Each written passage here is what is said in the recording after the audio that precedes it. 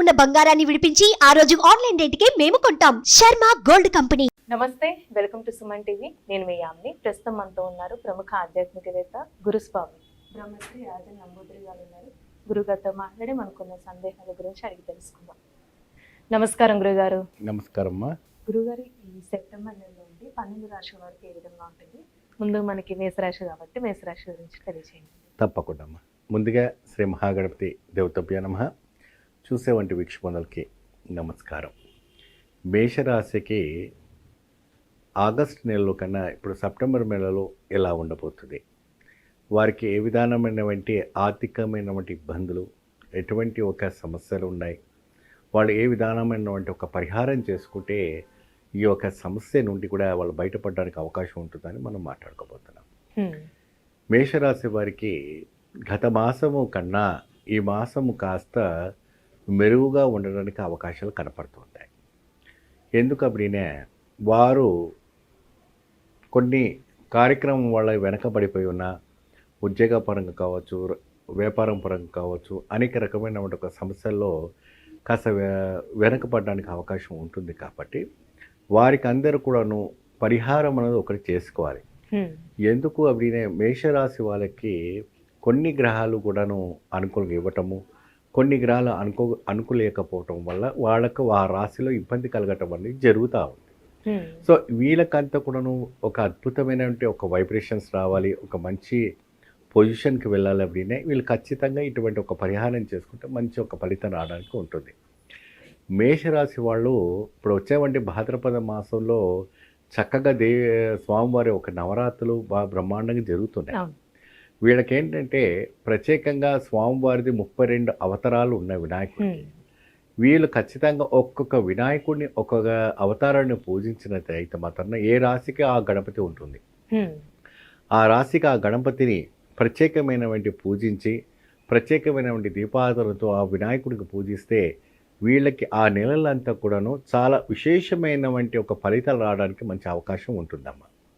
మేషరాశి వాళ్ళకి ఆర్థికమైనటువంటి ఇబ్బందులు తొలగాలి, మానసికమైన ఒత్తిడి నుంచి బయటపడాలి, ఆరోగ్యపరంగా మీరు శరీర ఆకృతితో ఉండాలి அப்படிనే చక్కగా మీరు ఇటువంటి ఒక గణపతిని పూజిస్తే చాలా బాగుంటుందమ్మా. అవునమ్మా. స్వామివారిని తెల్ల జిల్లేడు మొక్కతో, అంటే స్వామివారి ఏంటంటే కింద వేరు మొక్క ఉంటుంది, ఆ వేరు మొక్కని కూడా తెల్ల జిల్లేడుతో తయారు చేస్తూ మనకు విక్రయగా మనకు షాప్స్లో ఉంటాయి.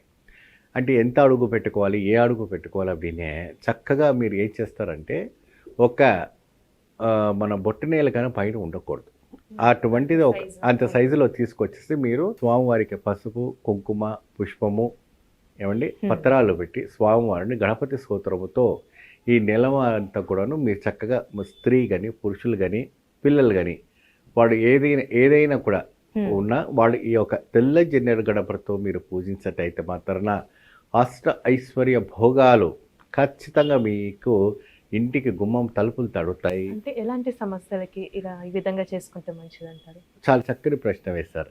ఎటువంటి సమస్యలు அப்படிనే ఆర్థిక ఇబ్బందులు, మానసిక ఇబ్బందులు, అనేక రకమైనటువంటి సమస్యలు ఏమండి మనకు సోమరిపోతనం రావటము, ఉద్యోగాలు అప్లై చేసినప్పుడు రాకపోవడం, కళ్యాణానికి కూడా మనం ఎదురు చూసినా కళ్యాణం జరగకపోవడం, రుణాలు కూడా మనకు చేతి దాకా వచ్చేసి మన ఇంటి గుమ్మం దాకా వచ్చి చేతి దాకపోతూ ఉంటుంది.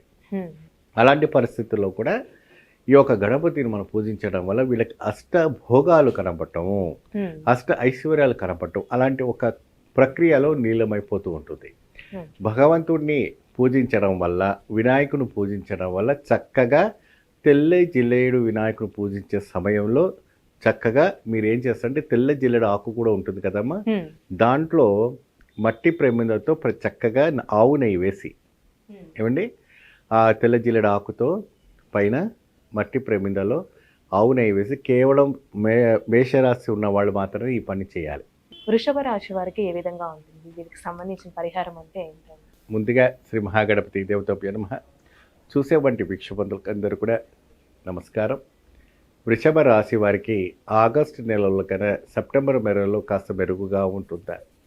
ఆరోగ్యపరంగా వాళ్ళకి సులభంగా ఆరోగ్యంగా ఉంటుందా అంశం పైన మనం మాట్లాడటానికి వీలు పడుతూ ఉంటుంది. వాస్తవానికి గత మాసానికన్నా ఈ మాసంలో కాస్త ఒక అటు ఇటు జరగడానికి ఉంటుందమ్మా. వాళ్ళు ఎంత ప్రయత్నం చేసినప్పటికీ, ఎంత ఒక పైకి ఎదగాలనుకున్నప్పటికప్పుడు కూడా కాస్త వాళ్ళ కింది జారిపోతూ ఉంటుంటారు. మానసికానికి ఒత్తిడి అవుతూ ఉంటారు. ఎందుకు ఒత్తిడి అవుతున్నానంటే, నేను ఇంత ప్రయత్నం చేస్తున్నాను కదా, ఇంత ప్రయత్నం చేస్తున్నప్పుడు కూడా నేను ముందుకు సాగట్లేదనేసి అందరూ 4 రకాలుగా అనేటప్పటికి వాళ్ళకి ఏంటంటే, ఒక ఒంటరితనంలో ఒక దీంట్లో వాళ్ళకి లోనితనానికి వెళ్ళిపోతుంటారు.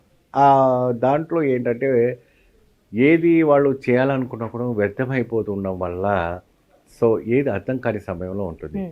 అటువంటి సమయంలో అంటే రైతులు కానీ, ఉద్యోగపరులు కానీ, గవర్నమెంట్ పని చేసేవాళ్ళు కానీ, అనేక రకమైన రంగాల్లో ఉన్నవాళ్ళు కానీ, వ్యాపార రంగంలో ఉన్నవాళ్ళు కానీ, మరి అదే విధానమైన డాక్టర్, క్రీడా రంగంలో ఉన్న ఎవరికైనా కూడా ఇటువంటి ఒక సమస్య ఎదురవుతుందంటే, చక్కనిగా ఈ యొక్క భాద్రపద మాసంలో వినాయకుని యొక్క వ్రతం ఆచరించండి. ఆ వినాయకుని యొక్క వ్రతం ఆచరించడం వల్ల అద్భుతమైన ఒక ఫలితం రావటం ఉంటుంది. ముఖ్యంగా ఏకదంతుడు వినాయకుడు అంటే ఈ రాశి వారికి ఏకదంతుని పూజించాలంటారా? ఈ రాశి వారికి చక్కగా ఏకదంతుడిని పూజించండి. అంటే గురుగారు సాధారణంగా పటాలు ఏకదంతుడే ఉంటాడు కదా అనేసి అంటుంటారు. కానీ ప్రత్యేకమైన ఒక పటము ఏకదంతునిగా ఉంటుందమ్మా. ఒక్కొక్కటి ఎందుకు చేతిలో పట్టుకొని ఉంటారు, ఒక్కొక్కటేమో కాస్త ఎటువైపు ఉంటుంది. అటువంటి ఒక పటాన్ని చూసి చక్కగా చిన్నగా తీసుకొని ఈ యొక్క 41 రోజు పాటు కూడాను స్వామివారి ఏకదంత పటాన్ని పెట్టుకొచ్చుకొని ఈ రాశి వాళ్ళు మాత్రం ప్రత్యేకంగా ఏమండి, ఈ రాశి వాళ్ళు ప్రత్యేకంగా స్వామివారి కోసం కొబ్బరి నూనెలో దీపం పెట్టుకుని దీపారాధన చేస్తుంటారమ్మా.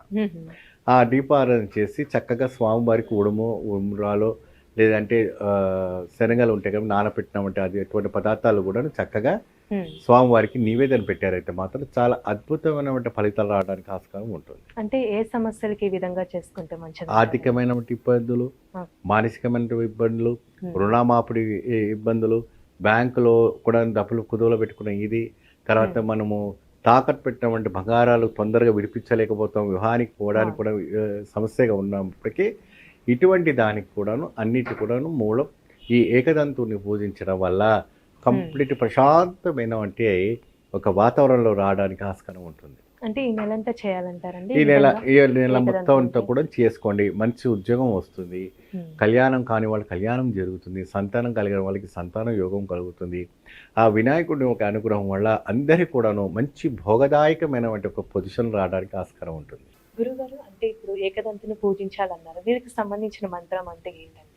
ఓం శ్రీం హ్రీం గణపతే నమః, ఓం శ్రీం హ్రీం గణపతే నమః ఒక ఉచ్చారణతో స్వామివారికి పద్మాసనం వేసుకొని ఏకదంతుని పూజించడం వల్ల చాలా అతీతమైన ఒక ఫలితాలు రావడానికి ఆస్కారం ఉంటుంది. ఎన్నిసార్లు అనుకోవాలి?